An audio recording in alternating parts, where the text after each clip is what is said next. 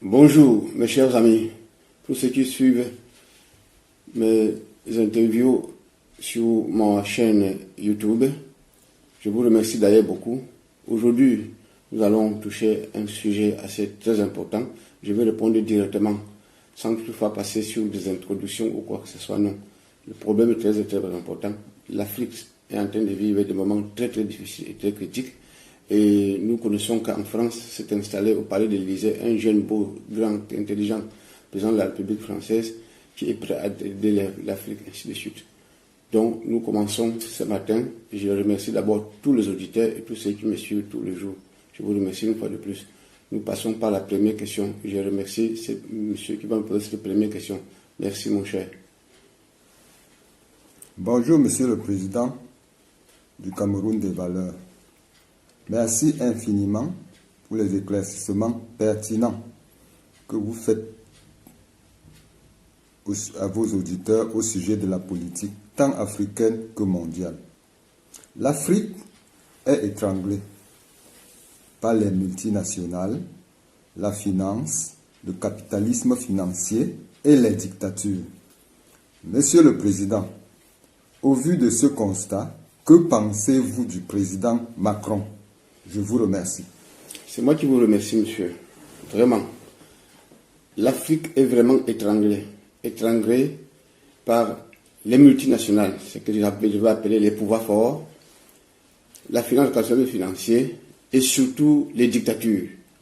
Alors, qu'est-ce que je pense, monsieur Macron, le jeune président de la République française? Je veux être sincère envers vous tous. Ce que vous ne connaissez pas, il faut savoir lire la politique. Alors, pour la première fois, je dis encore pour la première fois, s'est installé à l'Élysée, dans la 5e République française, un jeune président, riche, intelligent, beau, un amant de l'Afrique, un monsieur qui aime l'Afrique et les Africains. Il le fait parce qu'il connaît aussi très bien l'Afrique. Étudiant qu'il était, il a fait des stages au Nigeria, le pays le plus peuplé de l'Afrique. Il a vu avec ses yeux notre souffrance. Et il sait ce que c'est qu'un peuple, comment un peuple peut souffrir. Le continent le plus riche de la terre. Le continent le plus riche de la terre, peuplé de pauvres.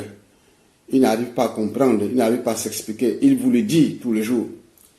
Mais il vous lance les messages tous les jours.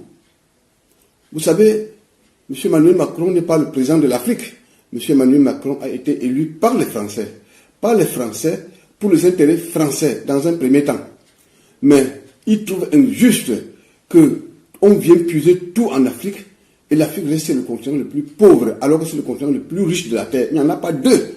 Ok, tout le monde vient puiser là-bas. Nous avions accusé les multinationales, nous avions accusé les dictatures, nous avions accusé tout.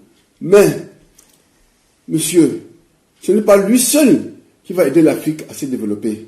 Mais surtout, ça commence d'abord par les Africains. Il a tout fait pour vous aider. Et tout le monde voit tous ces gestes qu'il fait. Je n'ai jamais vu un président de la République française qui est aussi moins arrogant, qui s'arrête pour causer avec les Africains, qui répond aux questions des Africains. Et je vais vous dire encore autre chose. Il a fait des gestes sans précédent, où il a demandé qu'il y ait un changement total de type de politique en Afrique. Il le démontre tous les jours. Je vais vous donner un petit exemple. Imaginez un opposant africain qui organise un meeting à Paris, un opposant à Paris, M. Kamto Maurice, a organisé un meeting avec tous ses militants, ce que vous appelez la base, à Paris, chose incroyable et impensable. Imaginez que c'était M. Nicolas Sarkozy qui était à l'Élysée. Kamto Maurice, on l'aurait fouetté et emprisonné tous ces gens qui ont manifesté à Paris. Quel est le président français qui pourrait accepter qu'un opposant vienne s'exprimer en France? Le message politique de M. Emmanuel Macron est très clair et net. Il appartient maintenant à vous, Africains, de comprendre exactement ce que ce jeune président veut faire de vous et de l'Afrique. Soyez sérieux et soyez aussi précis, capable d'interpréter sa pensée politique. Il est en train de vous dire des choses très importantes. L'Afrique ne peut pas continuer à meurtrir dans la misère. L'Afrique, le continent le plus riche, ne peut pas continuer à souffrir. Les enfants d'Afrique ont tellement souffert qu'on ne sait plus comment on va faire. C'est à vous maintenant de comprendre. Mais il ne peut pas chasser des dictateurs. Les dictateurs doivent être aussi capables de savoir que chaque chose a ses limites. Il ne peut pas toujours être chassé par la force, ou bien exilé par la force, ou bien aller vivre à l'étranger. Non, ce n'est pas bon. C'est à eux de savoir que ce n'est plus bon. Chaque chose, il ne peut plus continuer à faire 3, 4, 5, 6, 10 mandats, 40 ans au pouvoir. Quand on a fait 40 ans, on doit avoir un résultat. Mais on ne voit aucun résultat. Donc ils aiment le pouvoir pour des privilèges. Ils n'aiment pas le pouvoir pour gouverner. La preuve qu'aucun pays de l'Afrique subsaharienne est gouverné. Et c'est plein de dictateurs qui font des mandats, 2, 3, ils modifient les constitutions pour rester là-bas. Vous voyez le cas de la Côte d'Ivoire. Voilà, l'autre jour, j'ai suivi un journaliste qui posait des questions à M. Idriss Déby.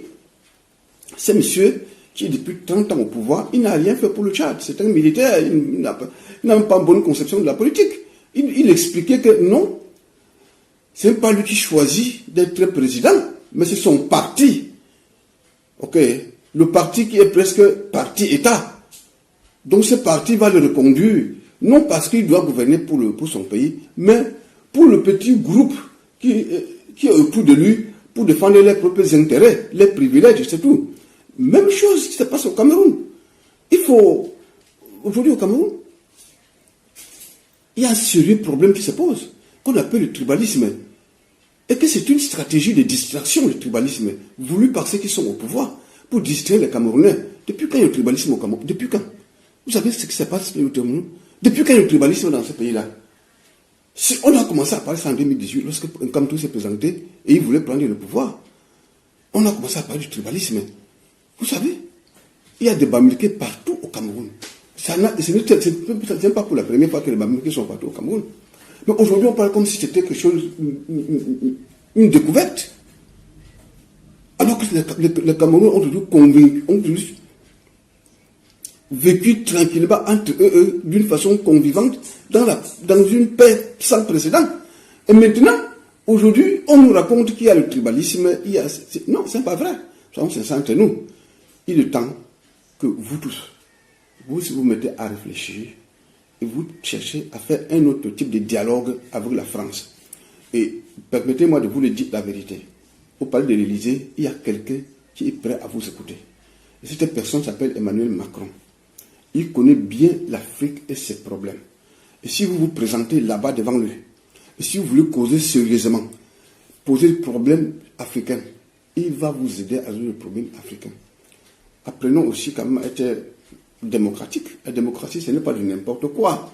Quand j'entends dire les Africains parler de la démocratie, j'ai déjà illustré très précédemment les étapes pour arriver à être un pays démocratique. D'abord, les libertés.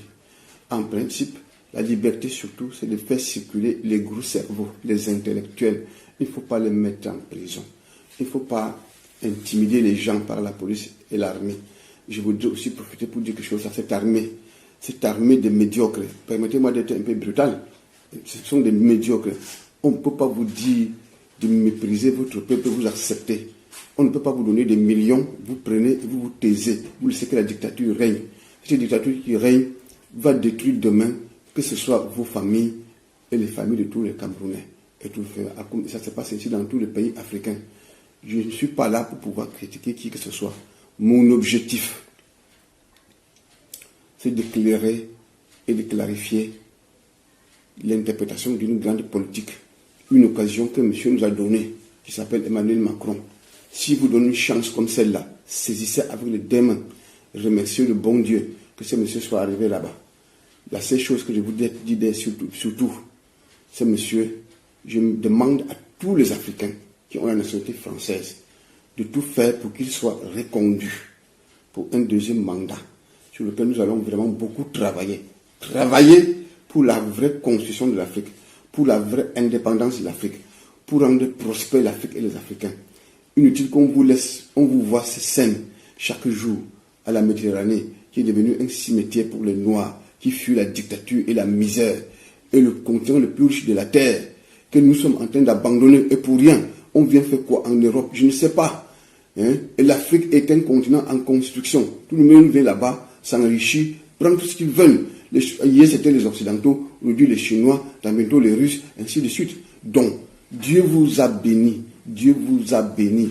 Ça, c'est la terre où habite le Dieu. Mais vous n'aviez pas compris. Vous continuez à être des médiocres. Vous avez fait 5 siècles d'esclavage. Autant de siècles de colonisation. Vous êtes aujourd'hui dans le néocolonialisme. On vous traite comme de vrais animaux. Vous acceptez. Soyez un peu conscients. Soyez un peu intelligents. Frémissons un peu. Ce sont des hommes vraiment qui sont nés avec une conscience sérieuse. Les enfants d'Afrique sont en train de manifester aujourd'hui, de faire comprendre qu'ils ne peuvent plus continuer. Et ça peut être comme ça tous les jours. Je vous en prie, mes chers amis. Ça, c'est la première partie que je viens de faire. La seconde partie, c'est la publier la prochaine fois. Mais je continue à vous dire, cherchons à exploiter l'occasion que Emmanuel Macron est en train de nous donner chaque jour. Merci beaucoup.